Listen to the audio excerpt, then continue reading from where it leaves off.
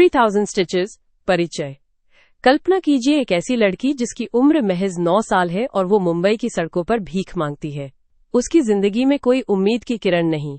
अब उसी लड़की की कल्पना कीजिए जो आज एक सफल सामाजिक उद्यमी है, जिसने हजारों लोगों की जिंदगी बदल दी। ये कहानी है सुधा मूर्ति की और यही सफर है उनकी किताब 3000 स्टिचेस का। नमस्कार विजय बुकवाला के प्यारे श्रोताओं, आज हम सुनने जा रहे हैं एक ऐसी किताब जो सिर्फ एक आत्मकथा नहीं बल्कि जिंदगी बदल देने वाले सबकों का खजाना है। और हाँ, आज आप इस पूरी पुस्तक का सार, उसकी आत्मा हमारी आवाज में सुनेंगे।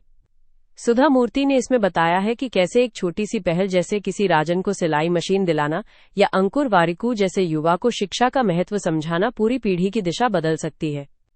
क्या आपने कभी सोचा है कि संदीप माहेश्वरी जैसे मोटिवेशनल स्पीकर्स की बातें किताबों में क्यों ज्यादा असरदार लगती हैं? क्योंकि उनमें अनुभव की गहराई होती है और यही गहराई है इस किताब में। तो चलिए शुरू करते हैं ये सफर। वो पल जब एक युवा सुधा मूर्ति एक पुराने कपड़ों के बंडल के साथ देवदासी समुदाय के बीच पहुंचती हैं और 3000 टाके वाली उस चुनौती का सामना करती हैं जिसने उनकी और हजारों लोगों की जिंदगी ही बदल दी। ये कहानी है विश्वास, संघर्ष और मानवीय जिजीविषा की। आप तैयार हैं? अध्याय 1। देवदासियों के बीच एक साधारण सा आश्रम। मित्रों, कल्पना कीजिए आप एक ऐसी बस्ती में जा रहे हैं जहां आपका स्वागत पत्थरों और गालियों से होता है। सामने खड़ी औरतें जो समाज की नजरों में पाप का प्रतीक है, वे चिल्ला रही हैं, हटो यहां से, हमें बदलने मत आना। ये थी सुधा मूर्ति जी की पहली मुलाकात देवदासियों की उस दुनिया से जिसके बारे में उन्होंने सिर्फ अखबारों में पढ़ा था। ये देवदासियां कौन थीं? सरल शब्दों में ये वे महिलाएं थीं जिन्हें बचपन में ही किसी मंदिर के देवता को समर्पित कर दिया जाता था। उनका जीवन भक्ति का नहीं बल्कि सामाजिक बहिष्कार और यौन शोषण झेलने का होता था। उनके बच्चे समाज में अवैध माने जाते थे और शिक्षा या सम्मान उनकी पहुंच से कोसों दूर था। सुधा जी का मन करता था कि वे मुड़ जाए। उनके साथी भी डरे हुए थे, लेकिन फिर उन्होंने एक साधारण सा लेकिन गहरा तरीका अपनाया। उन्होंने बदलाव की बात नहीं की बल्कि दोस्ती की पेशकश की। वे रोज वहां जाती बैठती और बस उन महिलाओं से बातें करती, उनके दर्द, उनके रोजमर्रा के संघर्ष के बारे में। एक रोचक संवाद याद आता है। एक देवदासी ने गुस्से में कहा, तुम्हारी साड़ी कितनी साफ है और देखो हमारे कपड़े। तुम हमारे पास आकर भी खुद को श्रेष्ठ समझती हो। सुधा जी ने तुरंत जवाब दिया, कल मैं तुम्हारे जैसी ही साड़ी पहनकर आऊंगी। और उन्होंने ऐसा ही किया।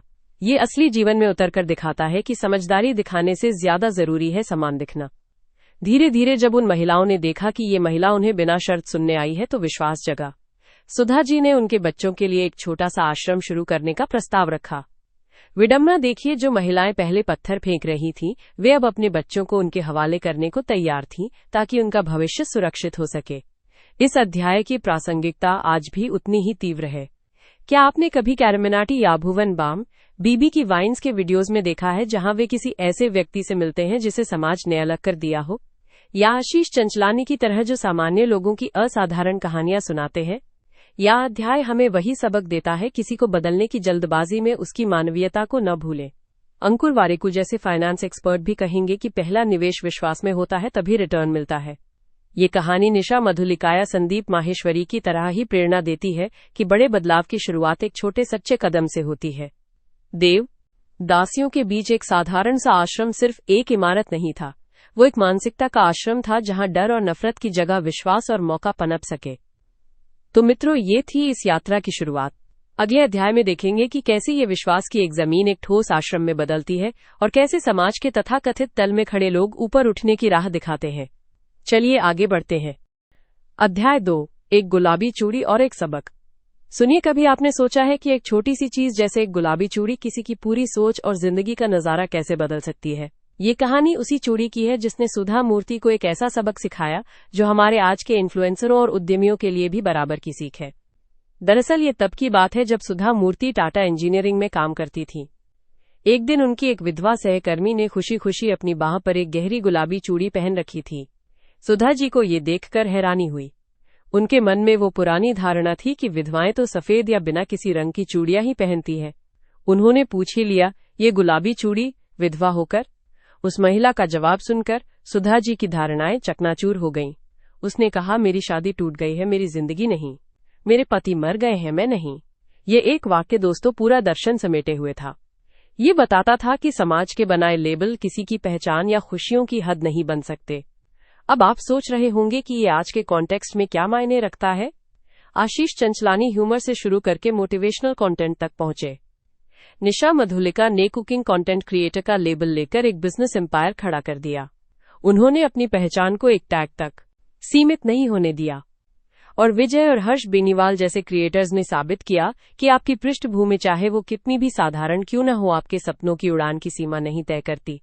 वे अपनी रचनात्मकता के नए नए रंग भरते रहते हैं, बिल्कुल उस गुलाबी चूड़ी की तरह। यह अध्याय हमें यही सिखाता है कि समाज हमें जिस डिब्बे में रखना चाहता है, उसकी चारदीवारी से बाहर निकलने का साहस ही असली स्वतंत्रता है। चाहे वो एक विधवा की गुलाबी चूड़ी हो या एक छोटे शहर के लड़के का बड़े प्लेटफॉर्म पर छा जाना। सुधा मूर्ति को उस दिन एहसास हुआ कि उनकी अपनी सोच भी कितनी संकीर्ण थी, और इस एहसास ने ही उन्हें आगे चलकर और खुले दिमाग से बिना किसी पूर्वाग्रह के लोगों से जुड़ने की प्रेरणा दी। तो अगली बार जब कोई आपको कहने लगे कि तुम ये नहीं कर सकते क्योंकि तुम या तुम्हारे जैसे लोग, तो वैसे ही तो याद कर लीजिएगा उस गुलाबी चूड़ी वाली बहन को और खुद से पूछिएगा, क्या मैंने भी अपनी जिंदगी की चूड़ियों के रंग किसी और के हाथों में थमा दिए हैं? क्योंकि आपकी जिंदगी आपकी है और उसके रंग चुनने का हक सिर्फ और सिर्फ आपका है। अध्याय 3। जब लोग मेरी मदद करने से मना कर देते हैं। सुनिए, एक दिलचस्प बात बताती हूँ। हम अक्सर सोचते हैं कि अच्छा काम करने जा रहे हैं तो दुनिया खुली बाहों से स्वागत करेगी, लेकिन जिंदगी का एक कड़वा सच ये है कि कई बार वही लोग जिनकी आप मदद करना चाहते हैं सबसे पहले आपका विरोध करते हैं।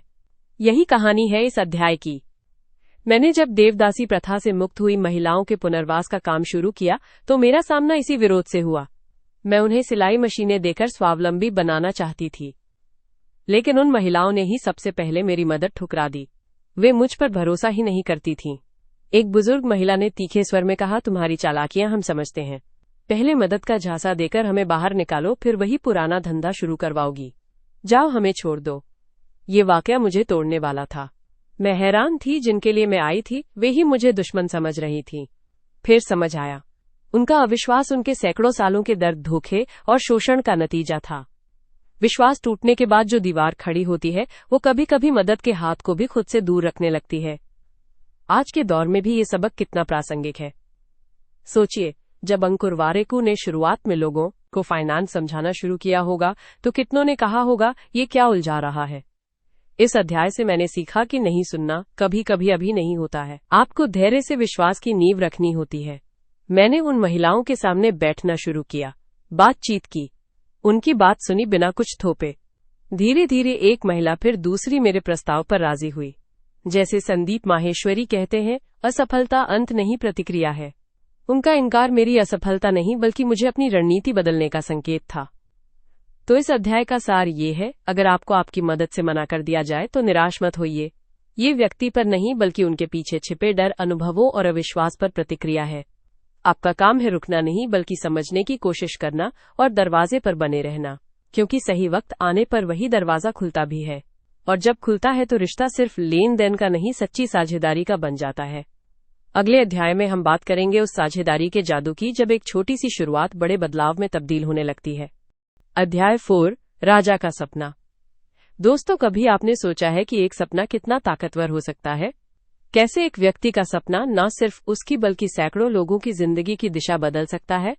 इस अध्याय का नाम है राजा का सपना, और ये कहानी है एक ऐसे ही सपने की जिसने एक पूरी बस्ती की किस्मत लिख दी।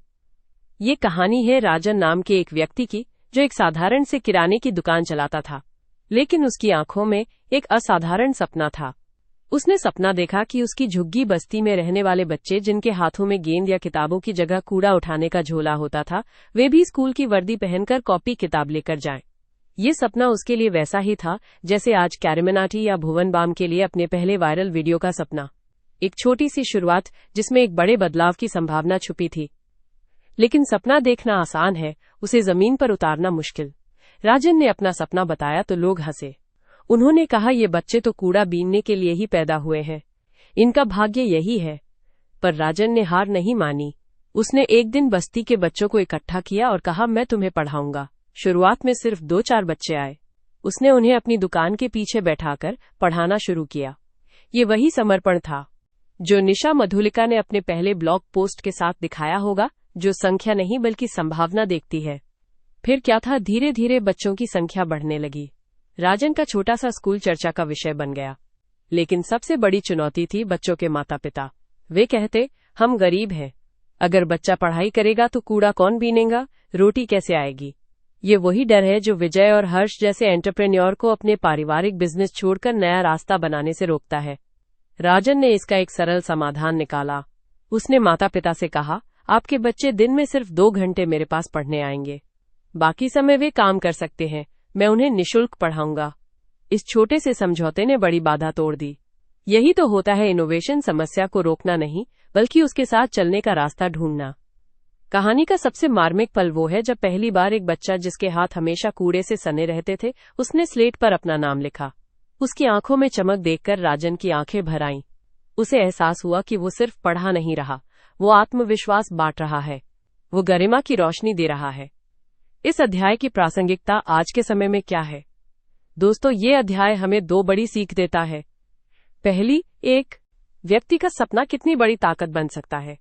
राजन नेता या सेलिब्रिटी नहीं था, बस एक आम इंसान था जिसने अपनी जिम्मेदारी समझी। दूसरी, वास्तविक परिवर्तन की शुरुआत छोटे ठोस कदमों से होती है। उसने पहले दिन यूनिवर्सिटी नहीं खोली, बस 2 बच्चों को पढ़ाना शुरू किया। आज हमारे आसपास भी कितने ही राजन हैं। वो संदीप माहेश्वरी जो युवाओं को फ्री में बिजनेस सिखा रहे हैं, या निशा मधुलिका जो महिलाओं को आत्मनिर्भर बना रही हैं। ये अध्याय हमें यही प्रेरणा देता है कि हम अपने सपने को, चाहे वो कितना भी छोटा क्यों न हो, जीवित रखें और उसे पूरा करने की दिशा में एक कदम आज ही उठाएं। क्योंकि जैसा कि इस अध्याय से पता चलता है, एक राजा का सपना महलों से नहीं बल्कि मानवता की सेवा से पूरा होता है। और हर वो इंसान जो दूसरों की बेहतरी का सपना देखता है और उसके लिए काम करता है, वही सच्चा राजा है। तो दोस्तों, अगली बार जब आप कोई बड़ा सपना देखें और वो असंभव लगे, तो राजन की कहानी याद कर लेना। बस एक बच्चे को पढ़ाने से शुरुआत कीजिए, बाकी कहानी खुद ब खुद लिख जाएगी। अध्याय 5, 3000 टाके। सुनिए, एक बार की बात है जब सुधा मूर्ति एक कॉलेज फंक्शन में गईं। वहां एक युवती से उनकी मुलाकात हुई जिसने उनसे सीधे पूछ लिया, आप तो बहुत अच्छी साड़ी पहनती हैं, लेकिन हमारे लिए कुछ करती क्यों नहीं। सुधा जी हैरान रह गईं। पूछने पर पता चला कि वो युवती देवदासी समुदाय से थी और उसका सवाल था कि समाज की अच्छी औरतें उन जैसी बुरी औरतों से क्यों दूर भागती हैं। ये सवाल सुधा जी के दिल में एक कांटे की तरह चुभ गया। उन्होंने सोचा, क्या हम वाकई ऐसा समाज बना रहे हैं जहां एक इंसान दूसरे इंसान से सिर्फ इसलिए दूर भागे क्योंकि उसकी जिंदगी की परिस्थितियां अलग हैं। यही सवाल उन्हें देवदासी समुदाय के पास ले गया। अब आप सोच रहे होंगे, ये काम तो बहुत बड़ा है, सरकार या बड़े संगठनों का काम है। लेकिन सुधा जी ने एक अलग रास्ता चुना। उन्होंने शुरुआत की 3000 औरतों को सिलाई मशीन देकर। सोचिए, राजन जो अपने छोटे से यूट्यूब चैनल से शुरू करके बड़ा बना, उसकी तरह।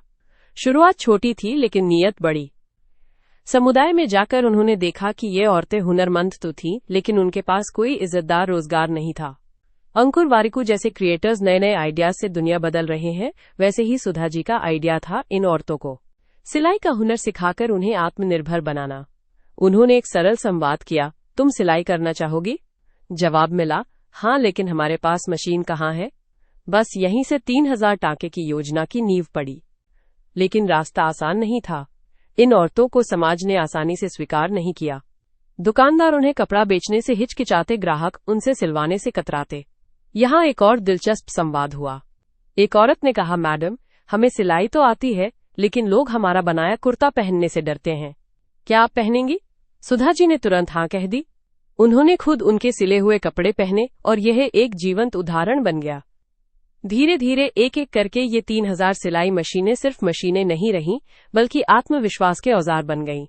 हर मशीन एक टाका था जो एक टूटे हुए समाज को जोड़ रहा था। संदीप माहेश्वरी अक्सर कहते हैं, सफलता का रास्ता छोटे छोटे कदमों से बनता है। यह अध्याय भी वही सिखाता है। बड़े बदलाव की शुरुआत एक छोटे ठोस कदम से हो सकती है, चाहे वो एक सिलाई मशीन हो या एक विश्वास का हाथ। इस अध्याय की प्रासंगिकता आज भी उतनी ही ताजा है। ये अध्याय हमें याद दिलाता है कि असली बदलाव तब आता है जब हम दूसरे के लिए अवसर का दरवाजा खोलते हैं, न कि उसे लेबल लगाकर अलग कर देते हैं। ये सिर्फ देवदासी समुदाय की कहानी नहीं, बल्कि हर उस इंसान की कहानी है जिसे सिर्फ एक मौके की तलाश है। और कभी कभी वो मौका एक सिलाई मशीन जितना साधारण, लेकिन उससे सिले गए कपड़े जितना मजबूत हो सकता है। तो अगली बार जब किसी को अलग समझकर दूर जाने का मन करें, तो याद करिएगा सुधा मूर्ति और उन 3000 टांकों की कहानी, क्योंकि समाज की खूबसूरत कढ़ाई छोटे छोटे टांकों से ही तो बनती है। अध्याय 6, एक किताब जिसने मेरा जीवन बदल दिया। मित्रों, क्या आपने कभी ऐसा महसूस किया है कि आपकी जिंदगी एक ही जगह अटकी हुई है? आप कोशिश करते हैं, मेहनत करते हैं, लेकिन लगता है जैसे दरवाजा खुलने का नाम ही नहीं ले रहा। मेरे साथ भी कुछ ऐसा ही हो रहा था। और फिर एक दिन एक किताब मेरे दिमाग के ताले की चाबी बनकर आई। वो किताब थी डेल कार्नेगी की how to win friends and influence people.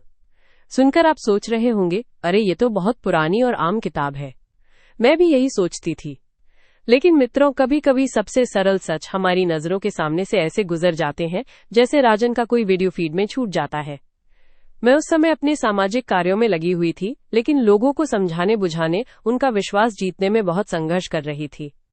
मैं सोचती थी कि मेरा काम इतना महत्वपूर्ण है कि लोगों को स्वतः ही इसे स्वीकार कर लेना चाहिए, लेकिन ऐसा होता नहीं था। फिर इस किताब ने मुझे एक दमदार सबक सिखाया। कार्नेगी कहते हैं, अगर आप शहद इकट्ठा करना चाहते हैं तो छत्ते को लात नहीं मारे। इसका मतलब क्या है? आप कैरी मिनाटी को देखिए, वो अपने व्यंग्य में भी अक्सर दूसरों की बात सुनते हैं, उनके नजरिए को समझते हैं, तभी तो उनकी सामग्री इतनी असरदार बनती है। इस किताब ने मुझे सिखाया कि सामाजिक बदलाव लाने के लिए सिर्फ अच्छे इरादे काफी नहीं है, आपको लोगों के दिल तक पहुंचना होगा। मैंने अपना तरीका बदला। पहले मैं बोलती थी, आप गलत हैं, आपको ये करना चाहिए। अब मैं पूछने लगी, आपकी क्या राय है? आपको क्या लगता है कि ये समस्या क्यों है? पहले मैं नियम सुनाती थी, अब मैं भुवन बाम बीबी की वाइन्स के स्किट्स की तरह स्थिति को हल्के फुल्के अंदाज में समझाने लगी ताकि डर न लगे। मैंने सीखा कि किसी का नाम याद रखना और उसे सम्मान से बुलाना, सच्ची तारीफ करना और सबसे बढ़कर गहराई से सुनना, ये वो औजार हैं जो किसी भी दीवार को गिरा सकते हैं। मैंने ये पाठ अपने काम में उतारा। यह अध्याय हम सभी के लिए क्यों प्रासंगिक है? क्योंकि चाहे आप एक स्टूडेंट हो, एक उद्यमी हो, एक कंटेंट क्रिएटर हो या कोई सामाजिक कार्यकर्ता, आपका सफल होना दूसरे लोगों के साथ आपके रिश्तों पर निर्भर करता है। ये किताब कोई चालाकी नहीं सिखाती, ये इंसानी स्वभाव की गहरी समझ सिखाती है। ये सिखाती है कि ईमानदारी से दूसरों में दिलचस्पी लेना ही सबसे बड़ा कौशल है। तो मित्रों, अगली बार जब आपको लगे कि आपकी बात नहीं सुनी जा रही, तो एक पल रुककर खुद से पूछिए, क्या मैं सुन रहा हूं या सिर्फ बोलने का इंतजार कर रहा हूं? कई बार जीतने की चाबी बोलने में नहीं, सुनने में छिपी होती है। और इस छोटी सी किताब ने मेरे जीवन के हर पहलू को बदल कर रख दिया। अध्याय 7। मैं कभी लेखिका बनूंगी या सोचा भी नहीं था। कल्पना कीजिए, आपके सामने एक विशाल खाली पन्ना है और आपके हाथ में एक कलम। आपके मन में कोई बड़ा लेखक बनने का सपना नहीं, बस अपनी कहानी कहने की एक साधारण सी इच्छा है। यही थी सुधा मूर्ति जी की शुरुआत। उन्होंने कभी नहीं सोचा था कि वो एक लेखिका बनेंगी। यह अध्याय हमें बताता है कि कैसे जीवन के अनुभव और दूसरों को सशक्त बनाने की चाहत ने उन्हें लेखन की ओर धकेल दिया। मुख्य विचार ये है कि लेखन अक्सर एक अनपेक्षित यात्रा है जो आत्म अभिव्यक्ति और दूसरों से जुड़ने की इच्छा से शुरू होती है। सुधा जी के लिए लेखन किसी पेशे की तरह नहीं, बल्कि एक जिम्मेदारी की तरह था। वो चाहती थीं कि उनके अनुभव खासकर महिलाओं और सामाजिक बदलाव से जुड़े समाज तक पहुंचे। उन्होंने कन्नड़ में लिखना शुरू किया ताकि उनकी बात सीधे आम लोगों के दिल तक पहुंचे। इस अध्याय में एक रोचक संवाद याद आता है। जब उनकी पहली किताब आई तो किसी ने पूछा, आप इंजीनियर और व्यवसायी हैं, फिर लिखना क्यों शुरू किया?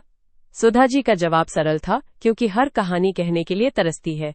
मेरे पास जो देखा सुना वो सिर्फ मेरे तक सीमित नहीं रह सकता था। यही तो है लेखन का सार, अपने अनुभवों को शब्द देना। आज के दौर में इसकी प्रासंगिकता समझिए। क्या कैरी मिनाटी या भुवन बाम अपने वीडियोस के माध्यम से कहानियां नहीं सुना रहे? आशीष चंचलानी और संदीप माहेश्वरी ज्ञान को सरल कहानियों में पिरोकर पहुंचा रहे हैं। ये सब आत्म अभिव्यक्ति और ज्ञान बांटने का आधुनिक रूप है। सुधा जी ने एक जगह लिखा है कि उन्होंने अपनी पहली कहानी एक पत्रिका को भेजी और भूल गईं। महीनों बाद जब एक पत्र और एक छोटा सा चेक मिला तो वो हैरान रह गईं। ये पैसे के लिए नहीं, बल्कि इस सोच के लिए था, अरे मेरी बात किसी ने सुनी, मेरी कहानी ने किसी को छुआ। इस अध्याय की सबसे बड़ी सीख ये है कि आपकी कहानी, आपका अनुभव अद्वितीय है और उसे साझा करने का साहस ही आपको एक कहानीकार बना देता है। चाहे वो लेखन हो, वीडियो बनाना हो या फिर अंकुर वारिकू की तरह अपने बिजनेस के सफर के बारे में बताना हो। लेखक बनने के लिए बड़ी डिग्री नहीं, बस एक संवेदनशील दिल और दूसरों से जुड़ने की इच्छा चाहिए। तो अगली बार जब आप सोचें कि मेरी कहानी में खास क्या है, याद रखिए सुधा मूर्ति जी ने भी कभी नहीं सोचा था कि वो लेखिका बनेंगी। उन्होंने बस शुरू किया। शायद आपकी कहानी किसी और के जीवन में वही स्टिच, टांका लगा दे जो उनके जीवन की टूटी हुई धज्जी को जोड़ दे। यही तो इस पूरी पुस्तक 3000 स्टिचेस की आत्मा है। एक एक अनुभव, एक एक कहानी समाज के ताने बाने को मजबूत करने का काम करती है। अध्याय 8। मेरे पिता का सबक कहते हैं न कि बचपन में पड़ी बातें जीवन की नींव बन जाती हैं। सुधा मूर्ति जी इस अध्याय में उसी नींव की एक ईंट के बारे में बताती हैं जो उनके पिता ने रखी थी। और ये सबक सिर्फ एक वाक्य में था, जब भी तुम्हें कोई निर्णय लेना हो उसके दो पहलू सोचो, एक अगर तुम बहुत अमीर हो और दूसरा अगर तुम बहुत गरीब हो, फिर बीच का रास्ता निकालो। सुनने में सीधा सा लगे लेकिन इसका असर जीवन भर रहा। वो बताती हैं कि उनके पिता एक डॉक्टर थे और उन्होंने ये सबक उन दिनों दिया जब सुधा जी कॉलेज में पढ़ रही थी और एक नए बैग की जिद कर रही थी। पिता ने कहा, अमीर होती तो शायद डिजाइनर बैग लेती, गरीब होती तो पुराना बैग ही सिलवा लेती। तू बीच का रास्ता चुन, एक अच्छा टिकाऊ बैग खरीद ले। अब सोचिए ये फॉर्मूला आज के इन्फ्लुएंसर्स और बिजनेस के लिए कितना कारगर है। मान लीजिए कैरी मिनाटी को एक ब्रांड डील मिलती है। अगर वो सिर्फ अमीर वाला नजरिया अपनाए कि पैसा ही सब कुछ है, तो शायद ऐसा कंटेंट बनाए जो उनके फैन से दूर कर दे। और अगर सिर्फ गरीब वाला नजरिया अपनाए कि कुछ भी मत लो, तो अपॉर्चुनिटी मिस हो जाए। बीच का रास्ता, एक ईमानदार ऑथेंटिक रिव्यू देना जो ब्रांड के लिए भी ठीक हो और उनकी क्रेडिबिलिटी भी बनाए रखे। या फिर संदीप माहेश्वरी की सोचिए, उनकी सफलता का एक राज यही बीच का रास्ता है। वे बिजनेस को ऐसे समझाते हैं कि एक बहुत अमीर आदमी जिसके पास बड़ी कैपिटल है और एक बहुत गरीब आदमी जिसके पास सिर्फ जुनून है, दोनों ही उनसे सीख सकें। वो एक्सट्रीम में नहीं जाते। उन्होंने बीच का रास्ता निकाला, घर से शुरुआत करके, गुणवत्ता पर फोकस करके और फिर धीरे धीरे स्केल किया। सुधा जी खुद इस सबक को अपने जीवन में कैसे अपनाती हैं, ये एक दिलचस्प किस्से से समझाती हैं। जब वो टाटा में काम करती थी तो एक बार उन्हें और उनके पति नारायण मूर्ति जी को एक महंगे होटल में डिनर के लिए आमंत्रित किया गया। अब अमीर वाली सोच कहती, ये तो स्टेटस सिंबल है, जाओ। गरीब वाली सोच कहती, ये फिजूल खर्ची है, मत जाओ। सुधा जी ने बीच का रास्ता निकाला। वे गईं लेकिन साधारण कपड़ों में। उन्होंने अपनी सादगी और आत्मविश्वास बनाए रखा। उनका कहना है कि इस सोच ने उन्हें जीवन में कभी ओवर कॉन्फिडेंट या फिर अंडर कॉन्फिडेंट होने से बचाया। लेकिन यही पिता का सबक हमें ग्राउंडेड रखता है। राजन नाम का एक युवा अगर स्टार्टअप शुरू कर रहा है तो ये सबक उसके काम आएगा। तो ये था मेरे पिता का सबक, एक ऐसी जीवन शैली जो संतुलन सिखाती है। ये अमीरी का घमंड नहीं आने देती और गरीबी का हीन भाव भी नहीं। यह वो आधार है जिस पर सुधा मूर्ति जी ने न सिर्फ अपना जीवन खड़ा किया बल्कि हजारों लोगों को प्रेरित किया। अगली बार जब आप कोई बड़ा फैसला लें तो अपने अंदर के अमीर और गरीब व्यक्ति से एक बार जरूर पूछ लें, फिर देखिए आपका निर्णय कितना संतुलित और टिकाऊ होता है। कहानी अभी खत्म नहीं हुई दोस्तों, आगे एक और महत्वपूर्ण अध्याय आपकी प्रतीक्षा में है, जहां हम सीखेंगे कि कैसे छोटी छोटी बातें बड़े बदलाव की नींव रखती हैं। अध्याय 9, कैसे मैंने अपनी पहली नौकरी पाई। आपने कभी सोचा है कि कोई इंसान असंभव जैसा शब्द कैसे सीखता है? मैंने सीखा था एक ऐसी जगह से जहां मेरे लिए नौकरी पाना असंभव ही था। सुधा मूर्ति जिसने आईआईटी से इंजीनियरिंग की थी, उसे टाटा इंजीनियर्स एंड लोकोमोटिव्स में इंटरव्यू के लिए बुलाया गया। वहां पहुंची तो पता चला उन दिनों कंपनी महिलाओं को नौकरी नहीं देती थी। जरा सोचिए, आपका रिज्यूमे देखकर बुलाया, इंटरव्यू के लिए पहुंचे और वहां पता चले कि नियम ही आपके खिलाफ है। सुधा जी ने हार नहीं मानी। उन्होंने कंपनी के चेयरमैन को एक पत्र लिखा। ये कोई शिकायत भरा पत्र नहीं था, बल्कि एक तर्कपूर्ण, स्पष्ट और साहस भरा सवाल था। अगर एक पुरुष और एक महिला दोनों ने वही शिक्षा पाई है, वही योग्यता रखते हैं, तो सिर्फ लिंग के आधार पर महिला को अवसर क्यों नहीं मिलना चाहिए? ये वो दौर था जब राजन जैसे होनहार इंजीनियरों को तो आसानी से जॉब मिल जाती, लेकिन किसी निशा मधुलिका या भुवन बाम की बहन अगर वही डिग्री लेकर आती तो दरवाजे बंद मिलते। सुधा जी का ये पत्र उस समय के आशीष चंचलानी या कैरेमिनाटी के वीडियो जैसा था, एक ऐसी आवाज जो सिस्टम को सीधे चुनौती दे रही थी। उन्होंने सिर्फ अपने लिए नहीं, आने वाली पीढ़ियों के लिए रास्ता बनाने की कोशिश की। और क्या हुआ? टाटा के चेयरमैन जेआरडी टाटा ने खुद उनका पत्र पढ़ा और उन्हें स्पेशल इंटरव्यू के लिए बुलाया। यहाँ एक रोचक संवाद हुआ। इंटरव्यू में एक अधिकारी ने पूछा, आप जानती हैं हम महिलाओं को नौकरी नहीं देते, फिर भी आप आई क्यों? सुधा जी ने बड़ी स्पष्टता से जवाब दिया, क्योंकि आप मर्दों और औरतों में फर्क करते हैं और मैं नहीं करती। मैं सिर्फ एक इंजीनियर हूं। दोस्तों, ये बात संदीप माहेश्वरी की उस सीख जैसी है। अवसर खुद नहीं आते, आपको उनके लिए खुद को क्वालिफाई करना होता है और कभी कभी दरवाजा खुद खटखटाना होता है। सुधा जी ने वही किया। उन्हें नौकरी मिल गई, टेल्को में नौकरी पाने वाली पहली महिला इंजीनियर बनकर। इस अध्याय की प्रासंगिकता आज भी उतनी ही है। चाहे वो अंकुर वारुकू की फाइनेंस की दुनिया हो या कोई स्टार्टअप का दौर, अक्सर हमें हम नहीं लेते वाले नियमों का सामना करना पड़ता है।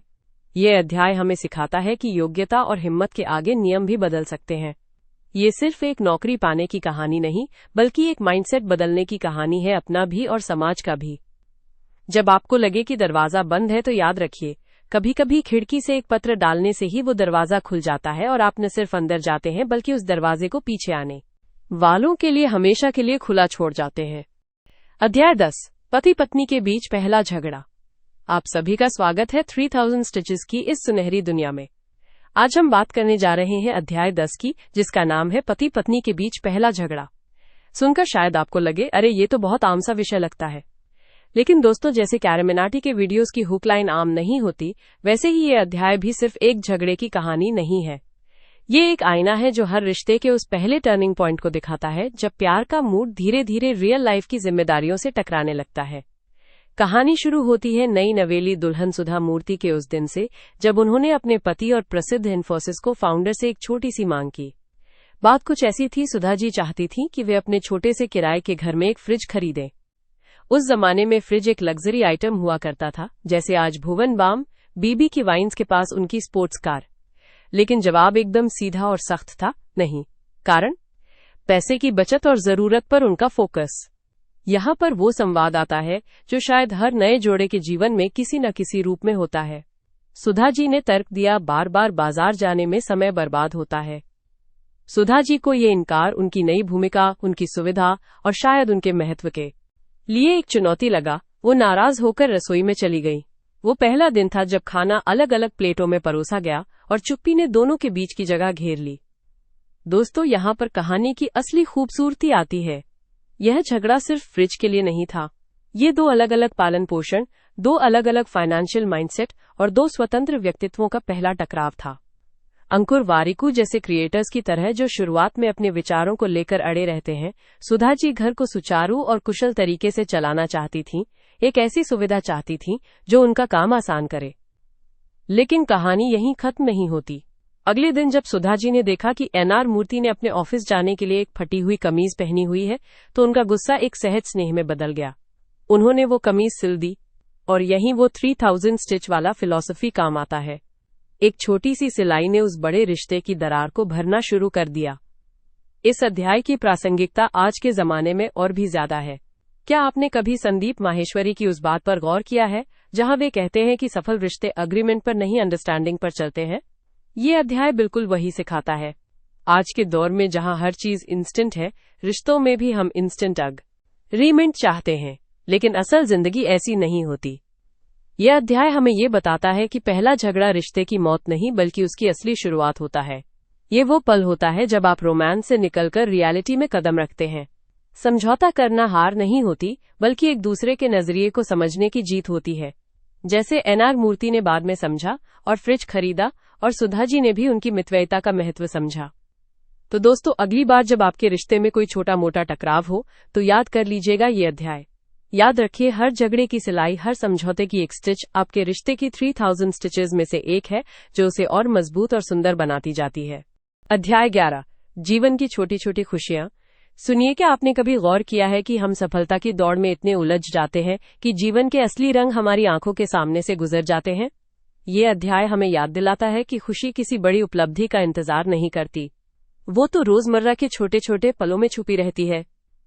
मुख्य विचार ये है कि संतुष्टि और आनंद अक्सर वहीं मिलते हैं जहां हम उन्हें खोजने नहीं जाते।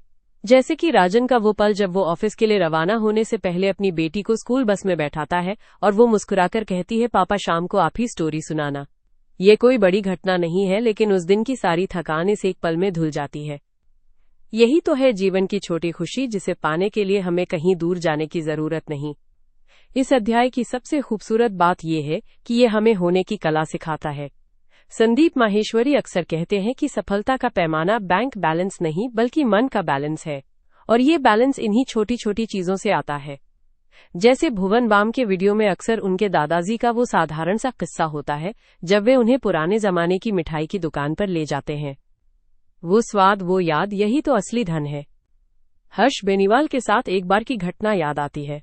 एक लंबे और थका देने वाले शूट के बाद जब सब खाना खा रहे थे, तो उन्होंने देखा कि सेट पर काम करने वाला एक सहायक अपने छोटे से बेटे का फोन कॉल बड़े प्यार से सुन रहा है। हर्ष ने कहा, देखो यही तो असली सीन है, बिना स्क्रिप्ट का, बिना रीटेक के। जीवन की यही छोटी छोटी ड्यूटीज ही तो हमें आगे बढ़ाती हैं। तो आपसे अनुरोध है, इस अध्याय को पूरी किताब का अंतिम सबक मानिए।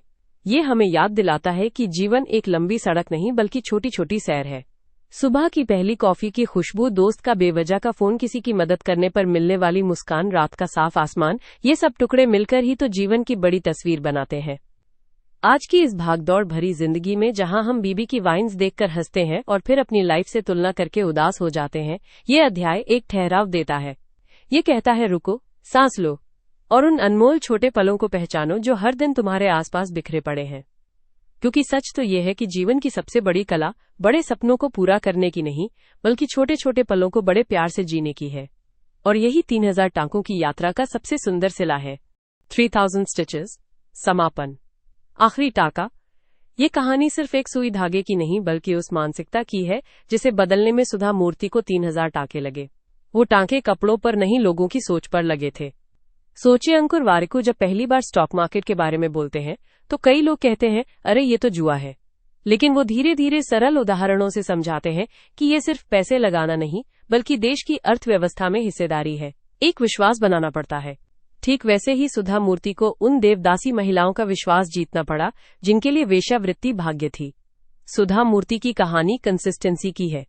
एक दिन, एक महीने नहीं बल्कि सालों तक उन महिलाओं के बीच जाना, उनकी बात सुनना, उनके बच्चों को पढ़ाना, तब जाकर पहला टांका लगा।